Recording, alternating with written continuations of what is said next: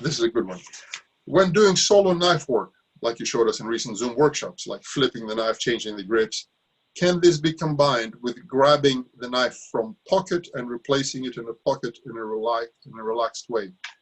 Most definitely, absolutely. Learning how to deploy the knife comfortably is a critical skill, or any weapon.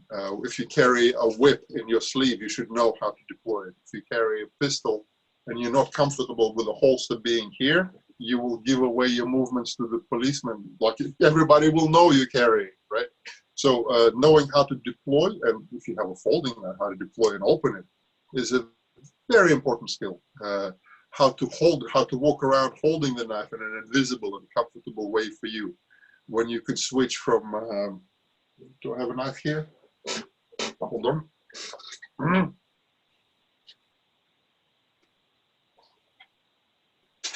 I only have a big knife.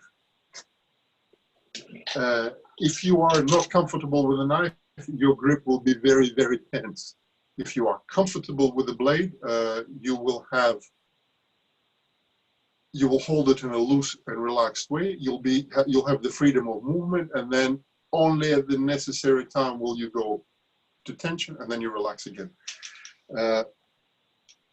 When we discussed the correct shooting methods, and I posted to some of you a video clip where a guy who was pretending to be something he wasn't, was pretending to be very scared, and he was holding the gun like this, but he really was a very well-trained gunfighter. So he went from movement like this to instant fixation, squeezing the round off that entered dead in the center of the forehead, and then pretending to be scared again.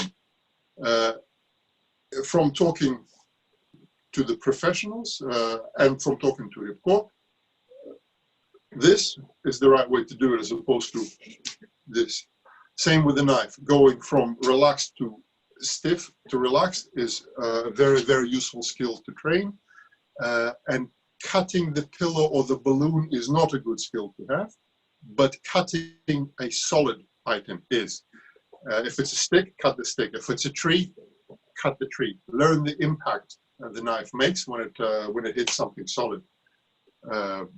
Right? Try to stab the knife into the fence. See how your hand slides off it, especially if your hands are a bit sweaty. And then try to do the same thing again, but with a real knife. And then you'll see something else yet again, and you'll feel the level of tension in your body.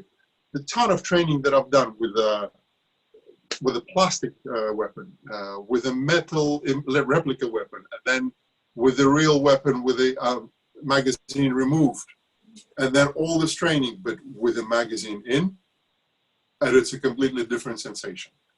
So just as training with a